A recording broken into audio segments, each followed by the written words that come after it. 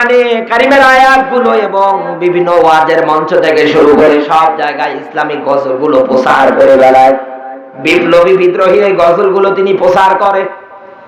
আমি কারো নাম ধরবো না, কেউ মন খারাপও করবেন না, কারণ পৃথিবীর ময়দানে কালেমার দাওয়াত একটা, এই একটা কালেমার দাওয়াত দিতে গিয়া সাইদি সাহেব জেলখানা, একটা কালেমার দাওয়াত দিতে গিয়া আমির হামদা জেলখানার মধ্যে পড়ে আছে, একটা কালেমার দাওয়াত দিতে গিয়া মামুনুল হক হুজুর কারাগার বদ্ধ হয়ে পড়ে আছে। এই বাংলার ময়দানে কিছু নামধারী টুপিওয়ালার কারণে, কারণ দুনিয়ার ময়দানে হিসাব করে মিলাবেন মুসলমান, দুনিয়ার ময়দানে হুজুরের শত্রু হুজুরেই হয়, সাধারণ মানুষ হয় না।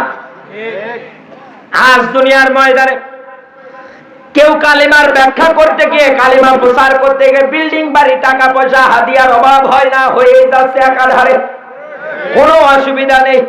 কিন্তু কালেমা তো ওই কালেমার প্রচার করতে গিয়ে কেউ ঘরে থাকতে পারে না, স্ত্রীর কাছে থাকতে পারে না, সন্তানাদের কাছে থাকতে পারে না। আপনিও যে চামড়ার মুখ দিয়ে কোরআন প্রচার করেন, আমির হামজাও তো ওই চামড়ার মুখ দিয়ে কোরআন প্রচার করেছিল। আপনার বেতন ভাতা বাড়তেই থাকে, আর আমির হামজা ছোট্ট দুইটা বাচ্চারে ছেড়ে কারাগারের মধ্যে পড়ে আছে। দুনিয়ার ময়দানে ইসলামী সঙ্গীত শোনার পরে যেটা গায়ে মেখে নেয়, যেই লোকটা নিজের দিকে টান দিয়ে নেয়, এতদিন জাতি আপনাকে অনেক ভালোবেসেছিল, কিন্তু আপনার বক্তব্যের কারণে জাতি আর ওইভাবে আপনারে ভালোবাসে না। এমন এমন কায়দায় মানুষ আপনারে গালি দিচ্ছে, মুখে নেওয়ার মতো না। আমার বন্ধুরা, এটা হওয়ার পিছনে কারণ কি, এইটা আমাদের এবার গবেষণা করে বের করা দরকার।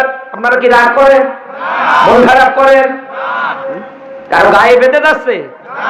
আমি কারো নাম ধরেছি? এই পৃথিবীর ময়দানে একটা কালেমার দাওয়াত দিতে গিয়ে, প্রচার করতে গিয়ে, বাতাস